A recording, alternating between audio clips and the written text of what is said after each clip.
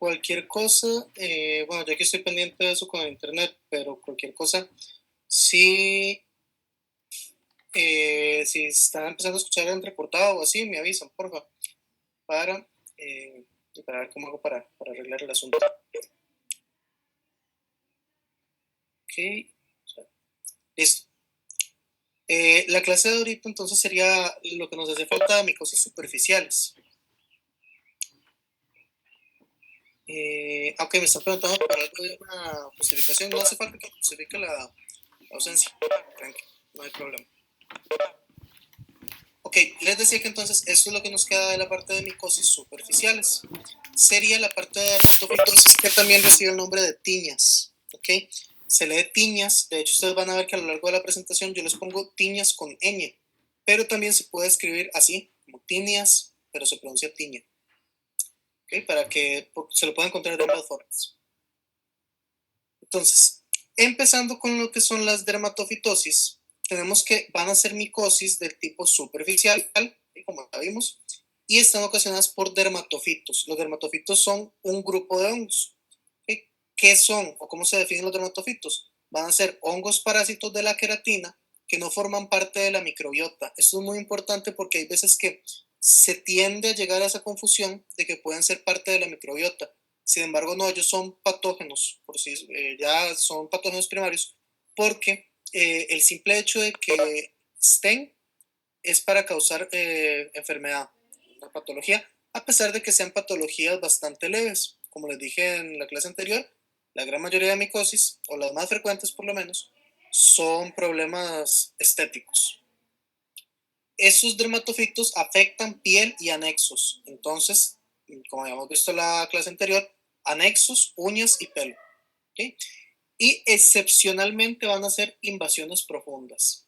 Acá hay varios ejemplos, cómo se observarían lesiones. Ahorita vamos a ir viéndolos uno por uno, de cómo se clasifican, su nombre, cada lesión y así. Y otros sitios anatómicos donde también pueden afectar los dermatofitos. Y sobre la epidemiología de estos hongos, están distribuidos a nivel mundial, son cosmopolita, también se le llama eso, a esta distribución. Se dice que del 70 e incluso el 80% de las micosis están causadas por dermatofitos o son las dermatofitosis y representan el 5% de las consultas dermatológicas. Vean que no es despreciable, ¿ok? Si bien hay otro tipo de, bueno, hay otro tipo de micosis, de afectaciones de la piel, perdón, por las que consultan las personas, un 5% no es despreciable, ¿verdad? Es bastante frecuente que las personas se acerquen al dermatólogo a consultar por micosis. ¿Por qué no es más alto? ¿Okay? Podría ser más alto, pero no es tan alto porque muchas personas tienden a llegar directamente al laboratorio. ¿Okay? Llegan al laboratorio y dicen, me salió esto, quiero que me hagan un raspado porque tuve un paciente que tuvo un pariente, perdón, que tuvo un hongo, etcétera, etcétera. Entonces es algo muy frecuente, incluso por ejemplo lo que son las onicomicosis o los hongos en las uñas, la gente directamente no consulta, o sea, tienen, perdón, la, digamos, la mala costumbre porque no es lo adecuado, que no visitan al médico, sino que directamente se acercan al laboratorio sin antes haber hecho una consulta médica. ¿Okay? ¿Por qué les digo que esto es una mala costumbre? Hay cosas, por ejemplo, que uno dice, no sé, tengo un año de no hacerme exámenes de laboratorio, tengo que ver cómo estoy de salud. Lo mejor es que haya un médico detrás de eso, ¿ok? No es que nada más voy al laboratorio y listo, porque tiene que haber alguien que me interprete los resultados, ¿ok? Un médico, para eso es, o sea, ustedes son los que van a tener toda la potestad de hacer eso.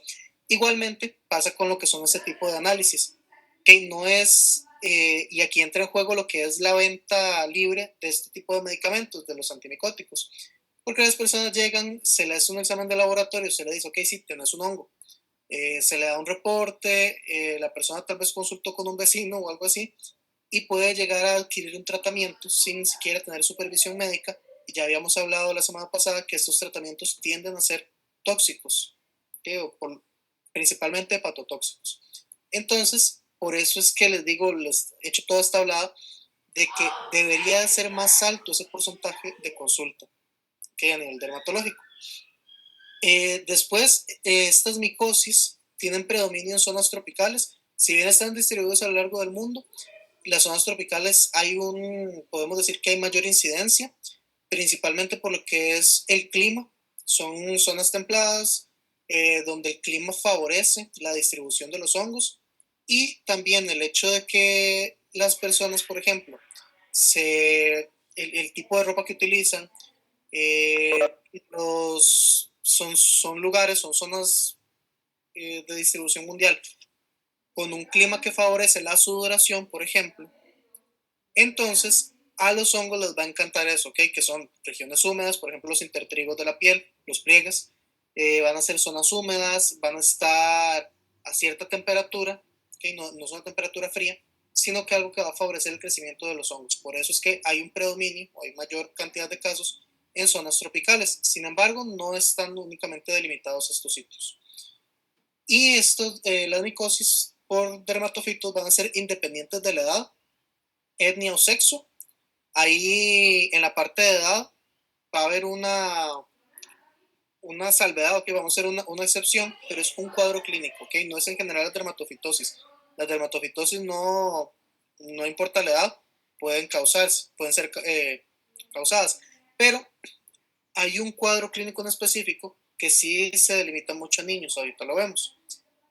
También lo que es ocupación, no hay predisposición por alguna ocupación como en algunos otros casos. Si bien es cierto que el hecho del contacto estrecho con un paciente con una micosis, en este caso una dermatomicosis, una dermatofitosis específicamente, puede favorecer que desarrollemos que, por ejemplo, cuando se explora al paciente, si es un paciente con alguna tiña, si no hay cuidado y por ejemplo, el médico no se lava las manos bien, hubo contacto directo con la lesión, puede desarrollarse una dermatofitosis. Igualmente nosotros como personal de laboratorio, en la parte de microbiología, si nosotros recolectamos la muestra y no utilizamos los implementos de seguridad, guantes, por ejemplo, necesarios, podemos estar exponiéndonos a una dermatofitosis. Va a haber, es una pésima práctica, pero va a haber personas que acostumbran en general, tomar muestras sin utilizar guantes. ¿Qué pasa? Este tipo de muestras son infecciosas. ¿Okay? No es que tal vez con simplemente entrar en contacto directo nos vamos a contagiar, pero son bastante infecciosas. ¿Okay? No hay, si entramos en contacto debemos de lavarnos las manos o el sitio donde hubo contacto con la lesión del paciente. Y esto tampoco se relaciona con lo que es medio socioeconómico. En algún momento se lo dije, hay personas que relacionan las micosis con mala higiene, no necesariamente. ¿Okay? La higiene juega un cierto papel, sí, pero principalmente está dado por factores ya más genéticos, factores ambientales, sudoración, por ejemplo, el tipo de ropa.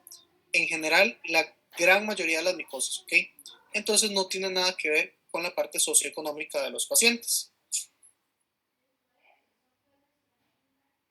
Ok, los dermatofitos, ahora sí, ya entrando específicamente a este grupo, son aproximadamente 41 especies de hongos, ¿okay? De los cuales no todos van a ser de importancia clínica y algunos son de importancia clínica pero veterinaria, ¿okay? Que no afectan a seres humanos.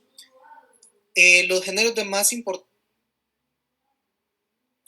hay otros, ¿okay? Pero les pongo estos 5 que son los más frecuentes. De hecho, los otros es muy difícil encontrarlos causando patología en seres humanos, pero eventualmente puede suceder. Sin embargo, estos 4 que les puse aquí son los más importantes. Serían Trichophyton, Microsporum, Epidermophyton y Nanitzi. De hecho, este Nanitzi es bastante nuevo como patógeno de seres humanos porque el hongo que causa infecciones en seres humanos antes era parte de este género Microsporum. Se reclasificó y ahora se llama Nanitzi. ¿Okay? Esto ustedes van a ver ya conforme van avanzando en su vida profesional, ya graduados, todo, la microbiología, todo esto de la parte taxonómica es muy cambiante. Entonces es importante la actualización. Tal vez ustedes vayan a decir, uy, ya estoy deseando que termine el curso de micro, cosa más aburrida. Pero es importante mantenerse actualizado, más que todo por este tipo de cosas. La taxonomía cambia frecuentemente, hay muchas reclasificaciones. Entonces, por aquello de que en algún momento alguien del laboratorio les reporte a ustedes algo, que ustedes están actualizados y sepan de qué se les está hablando. porque, les repito, eso es rápido, se reclasifican las especies. Okay. Y estos hongos van a ser diferenciados por la morfología macroscópica y microscópica. Entonces, en el laboratorio nosotros lo que vamos a observar son las estructuras del dermatofito, tanto en el cultivo, cuando ustedes solicitan un estudio por hongos, va el examen directo, que es ver si la muestra tiene, o el frotis se le llama, si la muestra, por ejemplo el raspado de piel, las uñas, se observan estructuras de hongos, pero además de eso va acompañado de un cultivo. A ese cultivo nosotros le vamos a hacer una observación macroscópica y le vamos a hacer observaciones al microscopio, donde observaríamos, por ejemplo, lo que está aquí en las imágenes. Entonces, ahí nosotros, en el laboratorio, vemos esas estructuras, correlacionamos con la parte macroscópica y con la anatomía, con la topografía de dónde estaba la lesión y le hacemos el reporte a ustedes. ¿Okay? Eso es en todo eso es que lo que nos basamos para generarles ese reporte. Los dermatofitos como grupo van a tener separación también. Ellos van a estar separados en geofílicos, cuando son los que están en el suelo, que se encuentran en la tierra, por ejemplo. Antropofílicos, que son los que conviven con el ser humano o con fómites contaminados por el ser humano. Ahí hay varios ejemplos. ¿Okay? No voy a entrar tanto aquí en lo que son las especies, tal vez ya más adelante.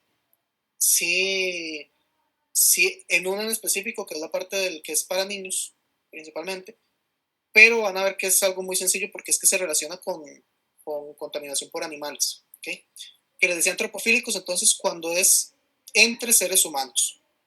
Y zoofílicos, que son los comunes entre animales domésticos y salvajes, ¿okay?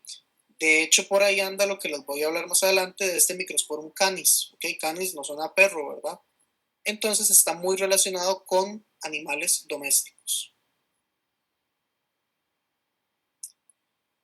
Entonces podemos o llegamos a la conclusión de que ¿dónde se van a encontrar estos hongos? Los animales pueden servir de reservorio. ¿Okay? No necesariamente van a estar presentando sintomatología. Bueno, signos. No se habla de sintomatología de animales porque ellos no expresan, ¿verdad? Sino que son signos. No van a haber signos. Sin embargo, por ejemplo, esta imagen que les pongo acá, eso es bastante común. Okay, en animales es importante porque no solamente las micosis pueden causar ese tipo de lesiones en ellos, sino que otro tipo de enfermedades, mala alimentación incluso, a eso se le llama, por ejemplo, cuando ellos tienen el pelito muy duro o se les cae, se le llama pelo hirsuto. En estos casos, las micosis son consultadas frecuentemente a nivel veterinario porque como los animales ellos andan en todo lado, ¿verdad? Más por ejemplo el que les pongo ahí el gato, y si salen al patio y ellos están ahí, juegan en la tierra y todo, están en un contacto muy directo con todos estos agentes. Entonces, si hay un agente que estaba en el suelo, pero que a la vez es zoofílico, con mucha facilidad va a poder infectar al animal. Entonces, cuando nosotros tenemos ese contacto estrecho con una mascota, podemos adquirir la infección. La transmisión sería por contacto con la piel o el pelo intacto o desprendido. ¿Okay? No necesariamente es porque si ya se recortó el pelo que tenía ahí los nódulos o que si se raspó la piel, ya el hongo no es infectante, no, es igual de infectante. Entonces, no, eso es como el cuidado, independientemente de cómo esté, si es la muestra o si es directamente en la persona, ambas son infectantes. Y lo que es infectividad y virulencia en los dermatofitos son bajas, ¿okay? Por eso les decía, no es que con tocar al paciente ya nos dio una dermatofitosis, no. O sea, si uno tocó la lesión, basta con lavarse las manos y listo, ¿okay? Porque no es que sean tan infectantes. Y el médico, luego de tener contacto con el paciente infectado, entonces por eso les pongo ahí, tiene que lavarse las manos. Acá, por ejemplo, también está este caso, que es un paciente, ya un ser humano, que aquí se observaría una lesión bastante grande, ¿okay? Eso se le llamaría, ahorita lo vemos, tiña barbae, y por la zona anatómica en la que está.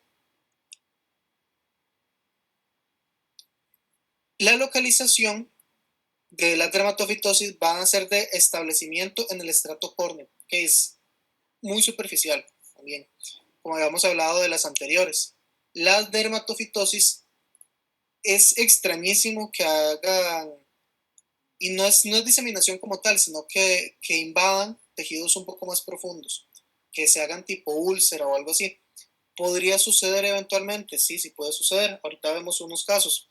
Pero lo más frecuente es que ellos sean hongos que afecten el estrato córneo, que no van a ir a tejidos más profundos, usualmente. Las manifestaciones clínicas de todas las dermatofitosis en general va a ser un proceso eczematoide, que va a haber eczema, lesiones centrífugas y anilladas. Eso es muy importante, el tipo de lesión, ¿okay? Que es, de hecho, a la tiña, en inglés se le llama ringworm. Esto las lesiones son súper características. O sea, son de un borde eritematoso que descama y que son bien delimitadas. Eh, Va a haber placas de hiperkeratosis o hiperkeratósicas. Hay alergias también. Ahorita vemos el cuadro clínico relacionado a las alergias. Y va a haber inflamación importante en algunos casos. ¿Okay? Eso en cuadros clínicos específicos. La resolución, perdón, va a ser espontánea o puede haber infecciones persistentes que serían crónicas. ¿A qué nos referimos aquí con una resolución espontánea? Por ejemplo, si hay un hongo en la uña, hay personas que refieren que se les desapareció el hongo. ¿Okay? Normalmente la onicomicosis aparece en la parte más distal de la uña, es lo más frecuente. Entonces, con recortar la uña, basta para que ya empiece a desaparecer. ¿Okay? Si la micosis no empieza como a invadir y no se le da un ambiente propicio, o la persona empieza a usar incluso tratamientos empíricos que le recomiendan, hay algunos que funcionan muy bien, entonces fácilmente desaparecen, ¿okay? Sin necesidad ni siquiera hacer un examen. No quiere decir esto que no sea importante. ¿Okay? Me preguntan qué es una placa hiperkeratósica. Va a haber engrosamiento, ¿okay? Engrosamiento de lo que es la piel, una hiperkeratitis. En lo que es la capa de queratina, ¿okay? Hay un engrosamiento. Con gusto. Ok, y les decía eso de que es espontáneo, pero eventualmente también pueden ser crónicos. ¿Okay? De hecho, hay un cuadro específico que es hablando de onicomicosis, de hongos en las uñas, que se llaman ya lesiones atróficas, que son pacientes que ya no es solo una uña, sino que son todas las uñas de un mismo pie, por ejemplo, de una misma mano, y que ya es la uña completa, no la parte distal ni la parte proximal o solamente al lado, sino que es la uña completa y prácticamente todas las uñas. Esas ya son infecciones crónicas. ¿Okay?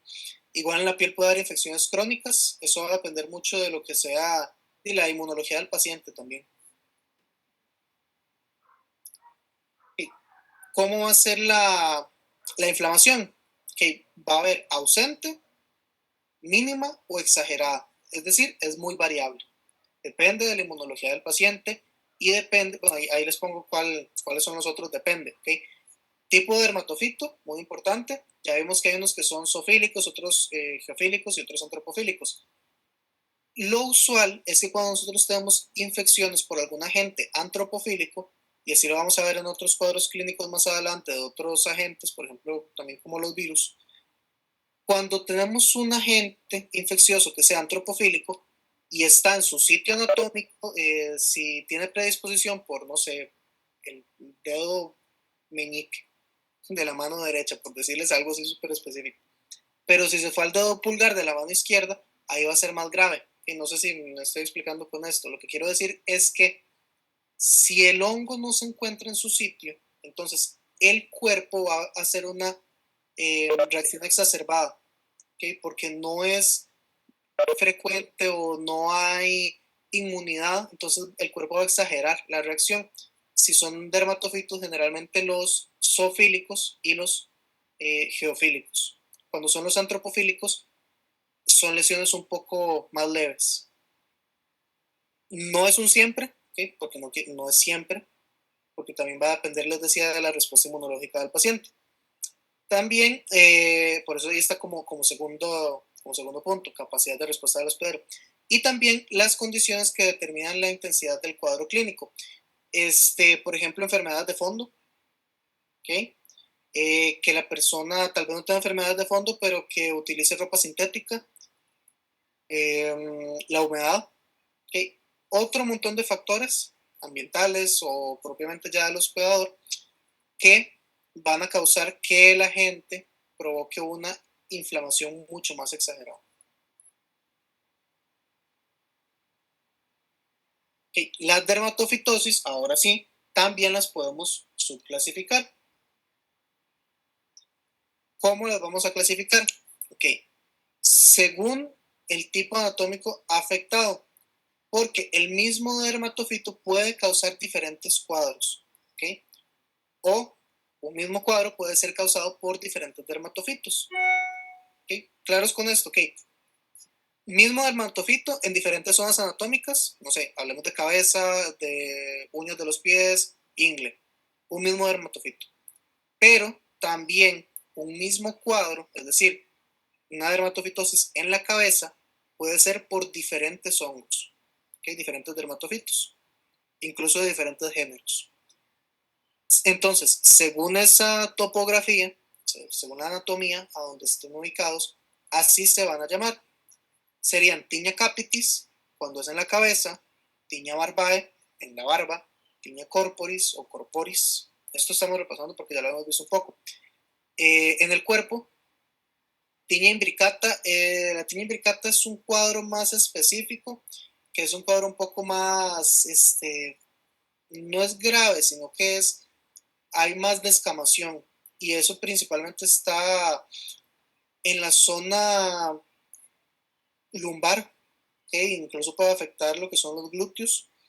Tiña manum en las manos, tiña cruris en la ingle, tiña pedis en los pies y tiña unguium en las uñas de los pies. Es importante diferenciar la tiña pedis de la tiña unguium, ¿okay? Pueden estar acompañadas, de hecho generalmente van acompañadas. Y llamamos tiña unguium cuando es una onicomicosis causada por dermatofitos. Que vean que tiñas son los dermatofitos. Entonces no quiere decir que las otras o los otros hongos que no sean dermatofitos que causen onicomicosis se van a llamar tiña, ¿verdad? Entonces, lo más sencillo es llamarle onicomicosis. De hecho, por ustedes me han escuchado que en toda la clase he dicho onicomicosis para arriba y para abajo cuando hablo de hongos en las uñas. Porque si uno nada más ve a un paciente, le ve la lesión en la uña, en un principio no puede decir si es tiña unguium, porque puede ser otro agente. Lo más frecuente es que sean dermatofitos, pero puede ser otro agente distinto a un dermatofito. Ok, en este primero tenemos tiña capitis, que acá va a haber afectación o afección del cuero cabelludo. Generalmente va a estar dada por estos dos géneros, perdón, que serían Microsporum y Trichofiton. La incidencia, esta es la que les decía, es principalmente en niños. ¿Okay? No es, bueno, no le digamos principalmente, es muy extraño, sería muy extraño observar una tiña capitis de una persona adulta o incluso en adolescentes. ¿Por qué se da eso? Porque hay un cambio en la constitución química del sebo y en el cabello. Entonces se da un factor de protección, por así decirlo, para lo que son las tiñas de la cabeza o la tiña capitis. Entonces, menores de 12 años, incluso cuando ya rozando por ahí los 12 años, es cuando podemos encontrar este tipo de cuadro clínico. ¿Okay? Va a ser un cuadro que es benigno, es seco, no hay humedad en las lesiones, escamoso y de lesiones eritematosas. Va a haber una pseudoalopecia, de hecho si ustedes ven acá esta imagen, la de abajo, se ve como hay pérdida del cabello. No quiere decir que no se va a reponer, ¿ok? Cuando se cura hay reposición, ¿verdad? Hay hipersensibilidad, se puede dar inflamación y ulceración, pero eso es un cuadro aparte que se le llama querión o querión de Celso, ahorita lo vemos. Y el cabello afectado pierde el brillo natural, se va a engrosar y se va a volver quebradizo. ¿Okay? Entonces vean igual ambas. Hay pérdida del cabello en el sitio donde está la lesión y va a haber, son esas placas que son eritematosas, que descaman y que son bien delimitadas. Si bien este de abajo uno ve que está bastante distribuido, igual si yo pongo aquí el cursor uno puede ir viendo por dónde va. ¿Okay? Todo esto es el borde, aquí hay lesiones satélite, pero aquí viene el borde, borde, borde, y todo está muy bien delimitado, porque es la forma del crecimiento de los hongos. Ellos van creciendo así. Entonces las lesiones generalmente son delimitadas. Tienen que ser algunos hongos muy específicos eh, que hagan otro tipo de lesión, ¿sí? Pero lo más frecuente es que sean delimitadas. Este es el que les estaba diciendo ahí, que son ya cuadros ulcerosos, que son más inflamatorios. El querión de Celso. Este es un proceso inflamatorio y se da en hospedadores hipersensibles, y es por una reacción excesiva ante la presencia del hongo. Entonces tiene mucho que ver con la respuesta inmunológica. Y también tiene que ver con el hongo. ¿En qué sentido? Porque vamos a estar en presencia de agentes que están menos adaptados al ser humano, que serían los zoofílicos y los geofílicos. El hongo va a generar metabolitos y enzimas proteolíticas, que serían colagenasas y elastasas, y estimulan la inflamación y la cantólisis, epidérmica. En este caso, entonces, tiene que ver con varios aspectos. Me devuelvo un momento. En la diapositiva anterior, con esto de la tinea capitis, okay, vean que aquí uno de los agentes es Microsporum. El más frecuente en este cuadro clínico es Microsporum canis, que les había dicho que es un agente, como lo dice su especie, zoofílico, que es canis. Entonces piénsenlo así, tiene que ver con perros, no necesariamente, puede ser gatos también, pero recuérdense que es por animales. Entonces, ¿qué pasa acá?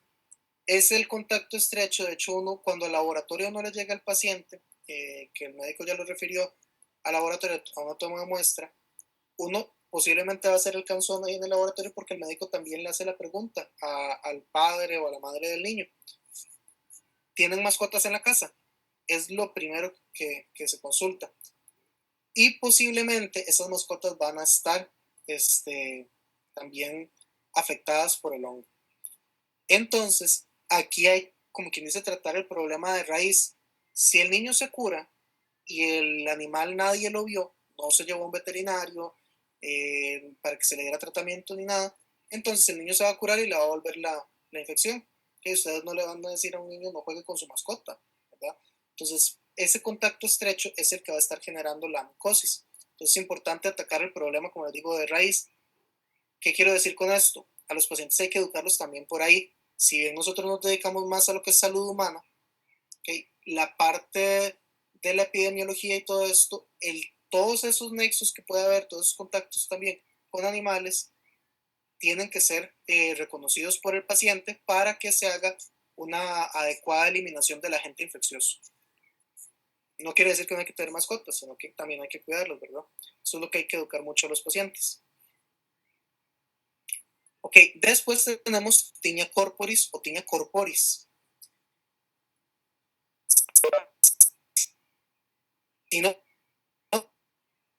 Sinónimos de esta sería herpes circadia, perdón, herpes circinado,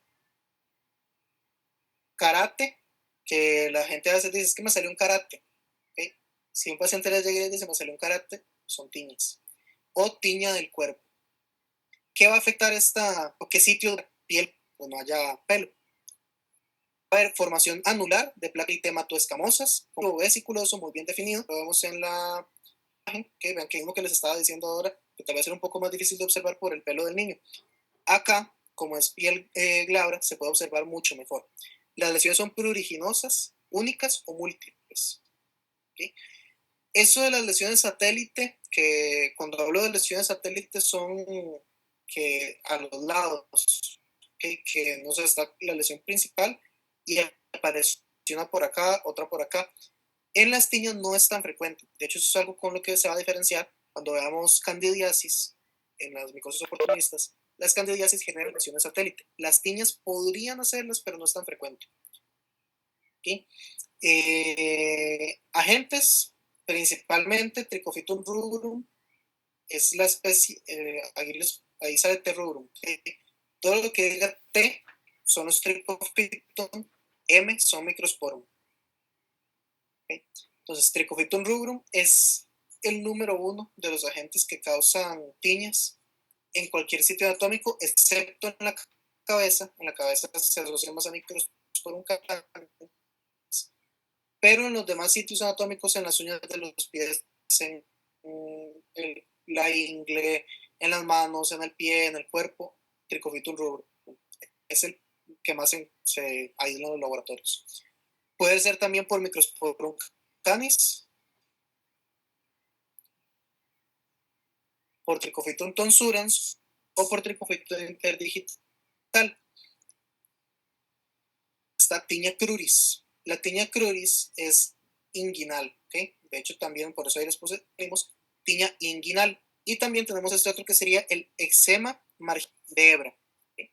Ese es un nombre por si en algún momento se lo topan en la literatura o así, pero lo frecuente es tiña cruris o tiña inguinal. ¿Okay? No ese nombre es muy extraño, ¿ok? No es frecuente observarlo. Epidemiológicamente afecta más a hombres adultos. Ok, ya me devuelvo que me están diciendo que se me cortó un poquito aquí. En lo que es la T y la M. T, los que son Trichophytum, es micros. Ustedes acá, ¿no? Trichophytum y Microsporum. Y estos de acá son los gemelos. Con mucho gusto. Ok, les decía que epidemiológicamente hablándolo, es más frecuente o afecta más a hombres adultos. Acá podemos decir que hay un componente más social. ¿Okay? ¿Por qué les digo esto? Porque los varones tendemos a ser un poco más descuidados. ¿Okay? Y ustedes lo van a ver en su consulta el día de mañana. Es más frecuente que, eso ya es algo, una conducta social, ¿verdad? Se ha cambiado con el tiempo,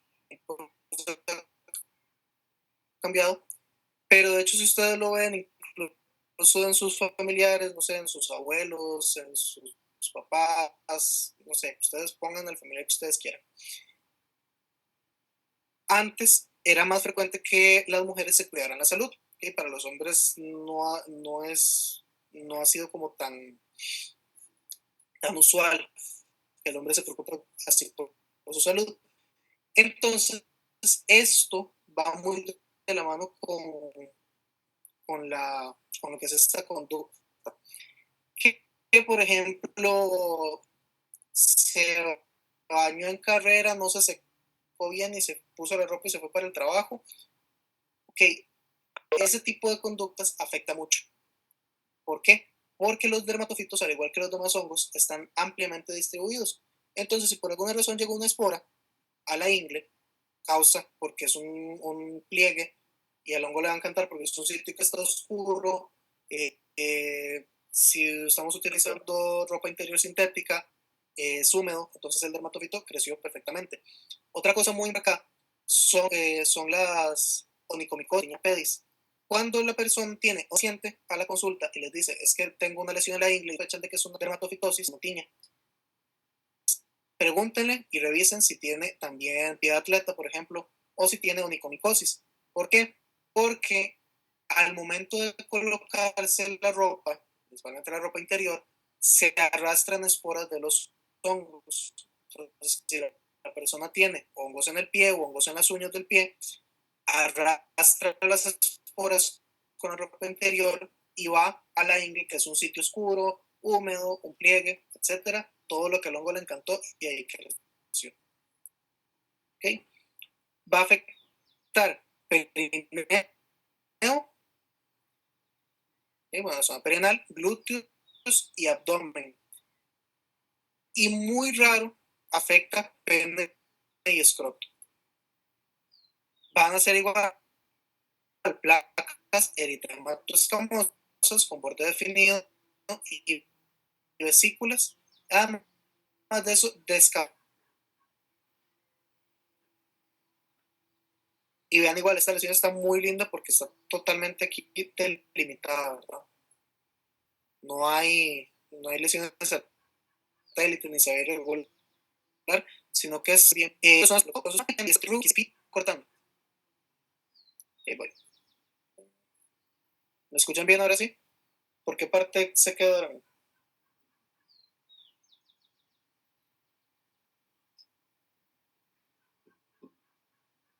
Ok, ahí me dijeron que ya se escucha. Ok, por la descripción de la lesión. Les decía entonces que acá la lesión se ve que es bastante típica. Okay, les dije que es bonita, no en el sentido de que uno le diga, es que lesión más linda, sino porque es muy característica con lo que habla la literatura, de que son lesiones de un borde regular, okay, de que son bordes bien delimitados. Vean que acá entonces les dije, no hay ni lesiones satélites, ni hay como eso que parecen como pseudópodos, por así decirlo, sino que es muy bien delimitado. Ella, el paciente, como les decía, va a referir picazón. Son, en general, las tiñas producen bastante prurito. Es algo muy de zonas tropicales, lo repito, por lo que es el clima, y vamos a lo mismo, por el sitio anatómico que es mucho más frecuente. Y les dije que los agentes acá serían Trichophyton rubrum, Epidermophyton flocosum y Trichophyton mentagrophytes. La E es Epidermophyton. ¿Okay? Está acá.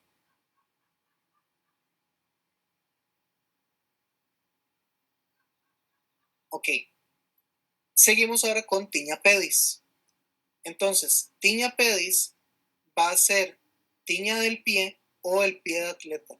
Pues cuando ustedes escuchen sobre el pie de atleta es Tiña pedis. Son dermatofitos en el pie. Importante lo que les está diciendo, hay que diferenciarlo de hongos en las uñas, es decir, onicomicosis. Onicomicosis o tiña unguium es diferente a tiña pedis. Acá lo que se está afectando es el pie como tal, no la uña. Sí les dije, normalmente van juntas, es muy frecuente. Los agentes Trichophyton rubrum, aquí es el que es tanto en el pie como en la uña del pie, es número uno, es lo que más se aísla. Pero además de eso están Trichophyton mentagrophytes y Epidermophyton flocosum. Afecta principalmente a hombres adultos, principalmente, no quiere decir que únicamente, y va a estar en pliegues interdigitales, plantas y bordes de los pies, perdón. Va a ser un área blanquecina con restos necróticos, que eso es ya como lesiones muy crónicas, ¿verdad? Va a ser una lesión pruriginosa y maloliente, y algo que la va a favorecer es lo que es la sudoración, principalmente cuando es época caliente y por la humedad. De hecho, esto, si ustedes recuerdan todo este montón de anuncios de Canestén, yo tengo como un problema siempre con Canestén, hablo mal de Canestén y Canestén vaginal y todo eso porque lo anuncian en la tele como si nada. Ok, si ustedes recuerdan los anuncios de Canestén, hablan de que el hongo para que causa el pie de atleta y todo eso. Ok, son dermatofitos. Y es típico eso, si ustedes recuerdan los anuncios que, bueno, todavía los pasan, que sale ahí como con un pie engrosado y que se rasca, que eso es muy típico y que además de eso da mal olor. Entonces todo eso está muy relacionado. La picazón, el mal olor, el engrosamiento de la piel, eso es por pie de atleta. Es algo muy, muy, muy típico. De hecho, cuando ustedes nos refieren a un paciente al laboratorio, nosotros, así sea por onicomicosis, nosotros vamos a revisar, qué es esto que está haciendo aquí la persona, los interdigitales. El interdigital es una zona muy típica que ahí haya lesiones por dermatofitos, en pacientes que tienen una micosis, ¿verdad? No es que si uno tiene el pie sano va a tener ahí alguna lesión por dermatofitos. ¿Por qué? Porque son las zonas más húmedas, más oscuras, es donde está el pliegue. Entonces, por ahí es que el hongo se le va a favorecer el crecimiento y la lesión muchas veces cuando son lesiones muy viejas, por ejemplo en las uñas, que nosotros no logramos que crezca porque es un hongo que tiene años de estar ahí, entonces no crece en los medios de cultivo.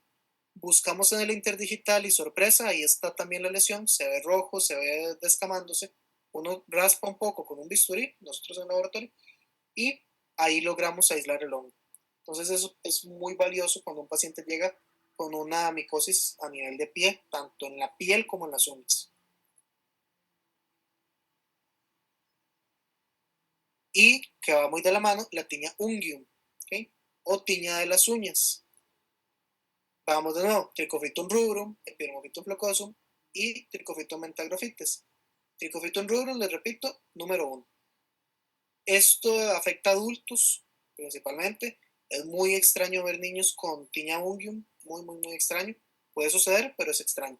Generalmente cuando hay alteraciones en las uñas de un niño, va a ser por dermatitis, por ejemplo, que hay alteraciones en la arquitectura de la uña, que se ven como arrugadas o con surcos. Eso es por la dermatitis. Puede haber infecciones, pero normalmente son bacterianas, que porque se majó jugando o algo así, entonces puede haber una infección bacteriana normalmente, pero no se descarta, ¿ok? Podría suceder, es muy poco frecuente. Después la afección inicia en el borde distal y lateral. Entonces, si tuviéramos esta uña, lo usual, esta ya es una lesión un poquito más avanzada, ¿ok? Pero en toda la parte donde no hay uña, ¿okay? Donde la persona se la cortó, se la arrancó, yo no sé, lo que sea que le haya pasado ahí, eso es a donde inicia la lesión, ¿okay? En la parte distal y lateral. La uña va a perder color, ¿okay? En primer lugar se pone opaca y después se empieza a poner amarillenta. Veanla acá en la imagen. Se forman estrías, de hecho si ustedes ven la uña, da una sensación como que hay líneas verticales, ¿okay? Esas son las estrías que se forman y va a haber aspecto erosionado. Es el típico que la persona dice, es que yo tengo esa uña vacía, ¿okay? Y literalmente, bueno, no es que literalmente está vacía, sino que el hongo se come la queratina, ¿okay? Degrada la queratina, entonces toda la parte donde la uña pega con la piel, donde anatómicamente están unidas, esa parte está libre, ¿okay? No tiene por qué haber sangrado ni nada, como si por ejemplo uno se levantara la uña por un accidente o algo así, por un golpe, que ahí sí sangra. Aquí no, porque es un proceso que el hongo es el que va degradando la queratina, ¿okay? Entonces va separándose y el paciente entonces va a referir eso, y eso es lo que también cuando nosotros tomamos la muestra en el laboratorio vamos a observar, ¿okay? Vamos a recolectar todo ese material pulverulento que en algún momento fue la uña sana.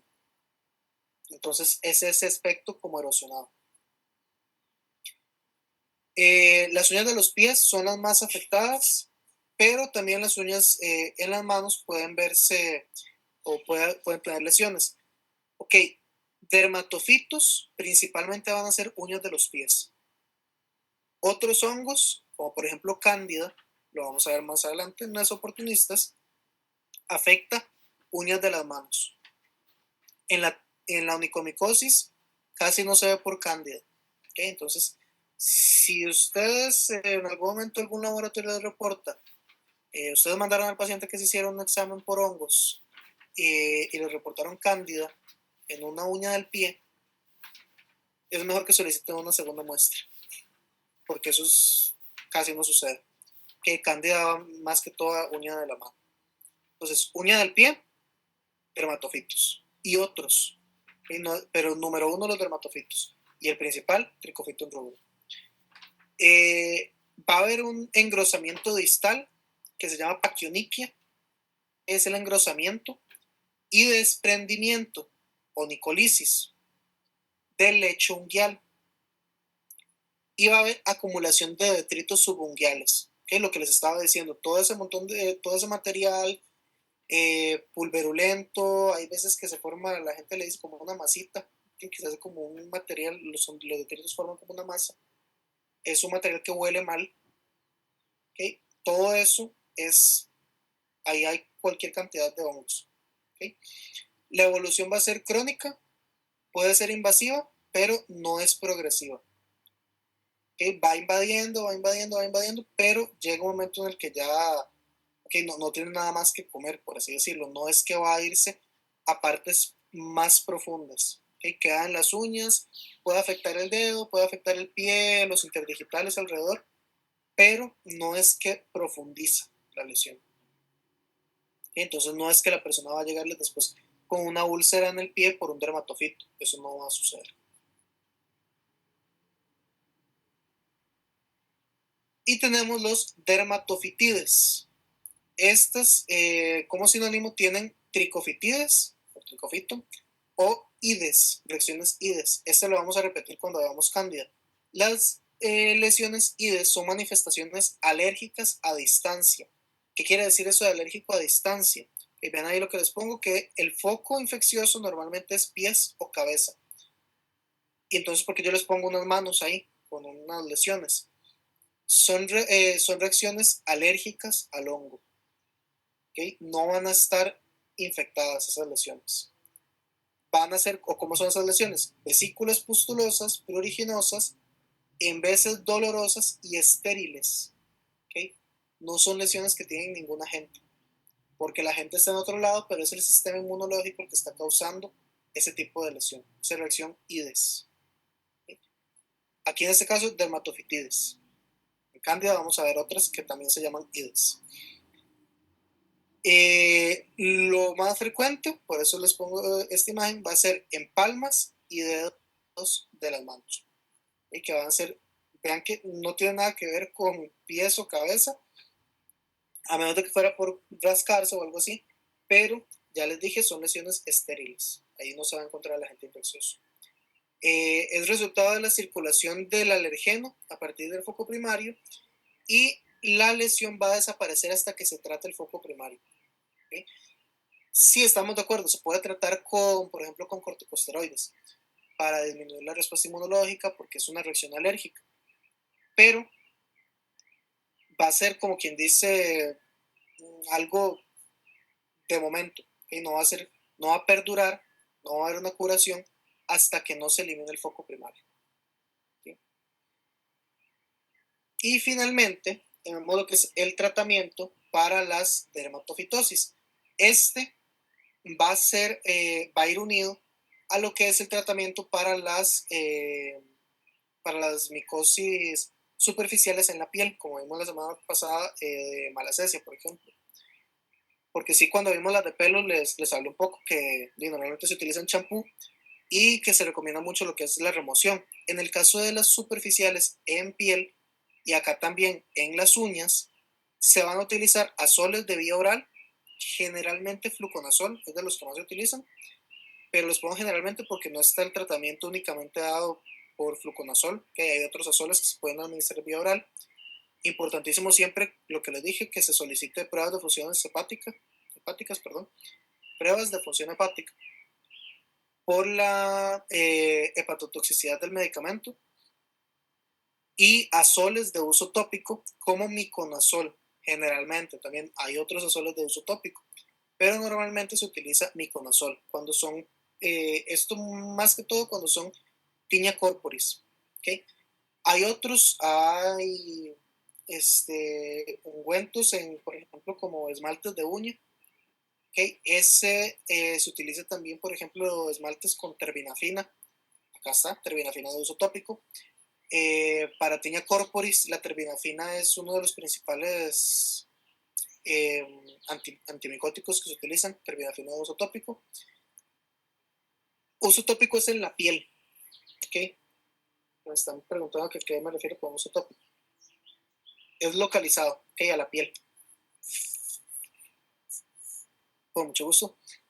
Y en la onicomicosis les pongo esto para que a ustedes no les pase que conforme van en el camino, no sé si alguno quiere ser dermatólogo o dermatóloga, hay algunos dermatólogos que les encanta decirle al paciente hay que quitarle esa uña. ¿Okay? Eso se recomienda cuando es ya una onicomicosis muy crónica, cuando es algo ya crónico que hay una total atrofia, ¿okay? Las uñas ya están totalmente destruidas, podría utilizarse esto, ¿okay? Pero si, por ejemplo, el paciente dice, uy, es que ve que uña más fea, es que no me gusta, ¿por qué no me la quita, doctor? Eso no es recomendable porque se está abriendo, por así decirlo, la puerta a que pueda haber otro tipo de infección. ¿Por qué? Porque no solamente los dermatofitos comen queratina y listo. Rara vez hay lesiones más fuertes. Pero si hay algún hongo, por ejemplo, no sé, hay unos que se llaman fusarium, que no es un dermatofito y afecta, puede dar onicomicosis. Si el paciente tiene una onicomicosis por un hongo no dermatofito y se le retira la uña, eso va a quedar, es una lesión, va a haber eh, una puerta de entrada, por así decirlo, a torrente sanguíneo. Entonces fácilmente va a haber una diseminación. Y por eso es que eso no es recomendable cuando hay una onicomicosis retirar la uña. A pesar de que el paciente llegue y le diga, vea que uña más fea, no. O sea, si no está bien justificado, no se realiza, no debería realizar este procedimiento. Ok, creo que no se me escapa nada por acá. No. Ok, al final sí se me escuchó bien, sí. ¿O tienen alguna duda, algo que se me haya cortado? ¿Todo bien?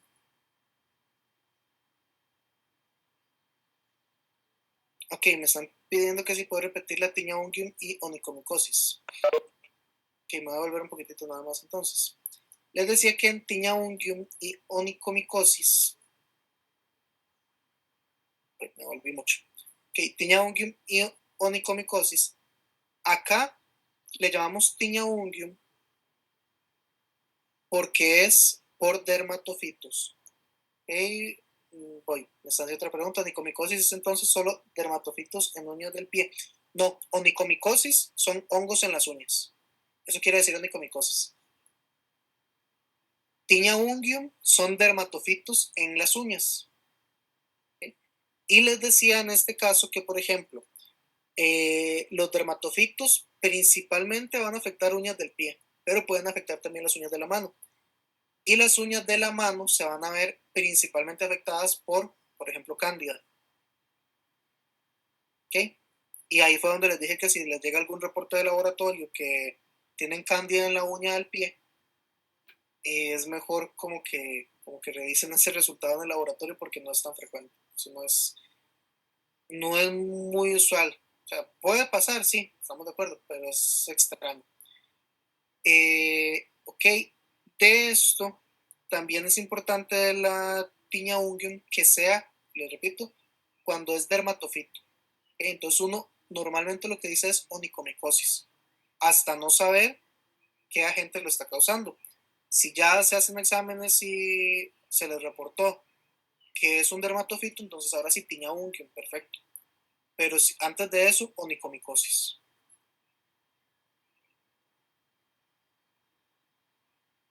Con mucho gusto. Y ok, el tipo de lesión, acá, por aquello que les quedara la duda, que va a haber engrosamiento, va a haber destrucción de la uña y toda esa destrucción va a generar detritos en el interior e inicia por pérdida del color, se pone amarillenta y se hacen esas estrías, que fue lo que les dije acá en la imagen, en la foto, que se ve que son como líneas verticales. ¿Sí?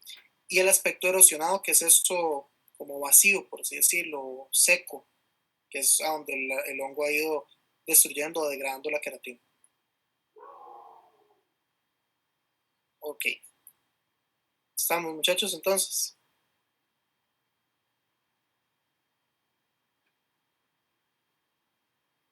Con mucho gusto. Entonces nos hablamos el miércoles. Hasta luego.